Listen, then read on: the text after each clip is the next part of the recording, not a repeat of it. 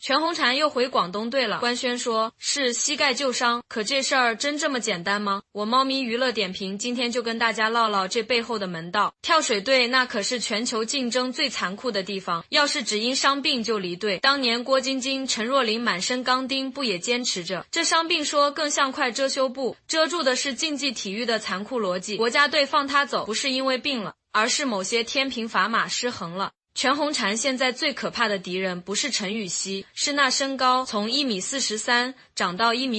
米，这7厘米对普通女孩是发育喜悦，对跳台选手却是死神镰刀。跳水是微米级艺术，身高每长1公分，入水离心力就呈几何倍数增加。以前它轻得像羽毛，翻转 207C 像装电机，现在身体长了，重心上移，同样动作得付出翻倍，力量压水花。伏明霞当年19岁就退役，不就是身体发育后水花消失术在物，李规律面前失效了。全红婵正经历这身体的叛变，这关过不去谁也救不了她。竞技体育永远在找更稳的保险。全红婵是天才，有100年一遇的灵气，可陈芋汐是工业级的稳定。巴黎决赛那一仗，全红婵靠第4跳惊天一击险胜，那是搏命。陈芋汐4轮动作下来，分叉稳得像精密仪器。从2024年队内测验赛开始，天平就倾斜了。国家队需要能兜底的核心，不是总在 207C 上玩心跳的变数，让全红婵回省队磨合，本质上是给陈芋汐腾位置，也是给中国跳水队未来买双保险。再往深里说，全红婵太红了，红到让某些规则不安。19岁的孩子抖音粉丝过1000万，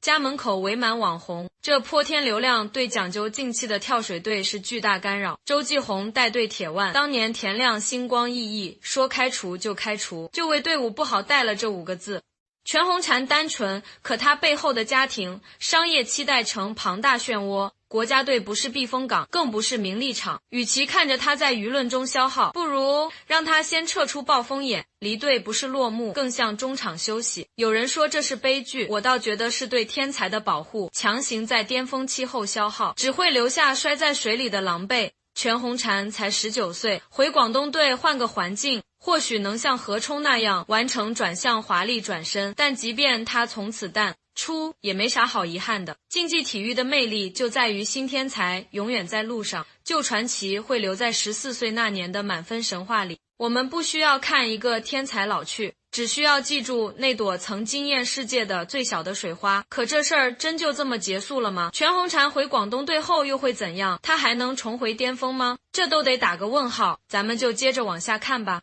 全红婵的生活有了新的发展与变化，居然有品牌方给全红婵送车，而且还不便宜。在全红婵一家开着刚提的新车，全晋华带着爸爸给外婆过生日，外婆笑得非常开心，一家人其乐融融。那么这辆新车给全红婵一家的生活带来了哪些变化呢？全红婵在东京奥运会上的表现堪称跳水界的经典时刻，她以极其出色的动作完成度登上奥运舞台，在跳台上她的动作环节都展现出高度的专业性，起跳时腿部力量的爆发恰到好处，给予身体足够的向上动力。而这些动作不知道全红婵偷偷地练习了多久，无论是3周半还是其他高难度的翻腾动作，都能保持紧凑的身形和稳定的旋转轴心。入水时的水花好像完全没有，就是凭借着自己的刻苦练习还有天分才获得了金牌。这一成就不仅为他个人赢得了巨大的荣誉，也让全世界看到了中国跳水后备力量的强大。他的成功激励了众多青少年对跳水运动的向往和追求，许多跳水训练基地迎来了更多怀揣梦想的孩子，他们渴望像全红婵一样在跳水领域有一样的成就。随着全红婵的知名度不断提升，她逐渐成为了体育界的明星代表。这意味着他除了在赛场上拼搏之外，还肩负着一定的社会责任。他的形象塑造不仅仅关乎个人，也影响着大众对运动员群体的认知。他在日常训练和生活中的言行举止都被放在公众的视野之下，就像是他在面对许多媒体提问时的质朴回答，展现出了运动员纯真的一面，让大众对运动员的印象不再仅仅局限于赛场上的拼搏形象，也看到了他们赛场外的真实个性。然而，这种高知名度也带来了挑战，如外界对他生活细节的过度关注，稍有不慎就可能引发舆论风波。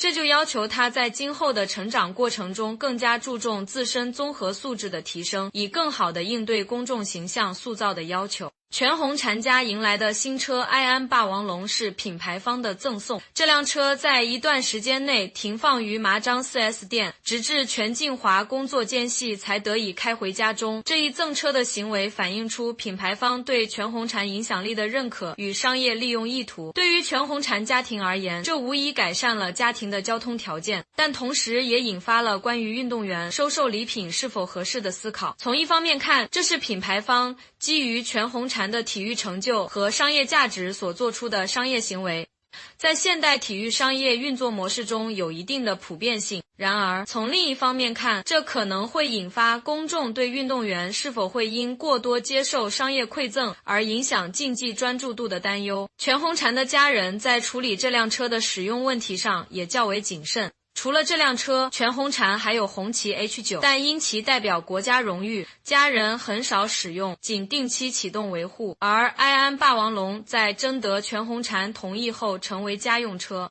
这体现出家庭对不同来源车辆的重视程度差异，以及对国家荣誉的敬重。全红婵家庭对车辆的使用态度反映出其家庭的价值观，他们深知全红婵的成就来之不易，在享受物质改善的同时，并没有过度炫耀或肆意使用代表国家荣誉的物品。这种谨慎和敬重的态度值得肯定。在全红婵长期在外训练的情况下，家庭内部通过合理安排车辆使用等方式维持着家庭生活的正常运转。这也从侧面反映出家庭的和谐稳定对全红婵专注于体育事业的重要性。家庭在面对外界馈赠时的理性应对，也为全红婵树立了正确对待物质利益的榜样，有助于他在成长过程中形成健康的价值观，避免因过早过多接触商业利益而迷失自我。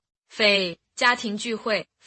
全红婵的父母满心欢喜地备好了各类礼物，而后驾驶着车辆朝着外婆家的方向行进，就为了给外婆好好庆祝生日。看来全红婵火了之后，家庭经济状况确实有改善，而粉丝托人转交的300元祝寿金则显示出全红婵的影响力已经延伸到粉丝与家庭之间的情感互动。一家人围坐在桌旁，团圆饭的热气腾腾里满是家的味道，外婆脸上那幸福的笑，眼角的皱纹都透着欢喜，这就是家庭亲情最质朴最本真的模样。全红婵因训练的缘故，不能时常依偎在家人身旁，可这亲情的纽带哪会因此而松动。每到家庭聚会，那种温暖就像炉火，即便他远在训练营地，也能真切地感受到。或许正是这样的家庭氛围，这样血浓于水的亲情，给全红婵注最大的感情支持。全红婵的经历只是运动员收礼现象的一个缩影。在体育界，运动员收礼并非个例，这些礼物来源广泛，有品牌方基于商业合作目的的赠送，如全红婵所收到的汽车，也有粉丝出于对运动员的喜爱与崇拜而赠送的各类物品，小到自制的手工纪念品，大到昂贵的电子产品等，还有一些是地方政府或企业为表彰运动员的成绩而给予的奖励。这些奖励形式可能包括房产、奖金等，不同项目、不同知名度的运动员都会面临收礼的情况，只是在礼物的价值和数量上有所差异。运动员收礼现象存在着多方面的利弊，从有利的方面来看，品牌方的赠送有助于提升运动员的物质生活水平，使他们能够更好地享受自己的劳动成果，同时也在一定程度上展现了运动员的商业效益，激励他们在赛场上继续拼搏。一些高额的商业代言合同能够让运动员在之后的生活有更多的资金，也能让他们在现役期间有更多资源投入到训练和恢复中。然而，坏处也不容忽视。过多的商业馈赠可能会分散运动员的注意力，使他们难以专注于训练和比赛。你们如何看待全红婵家庭对车辆的使用安排呢？对于运动员收礼现象，你们认为应该如何进一步规范呢？全红婵家庭的亲情模式对其他运动员家庭有哪些借鉴意义呢？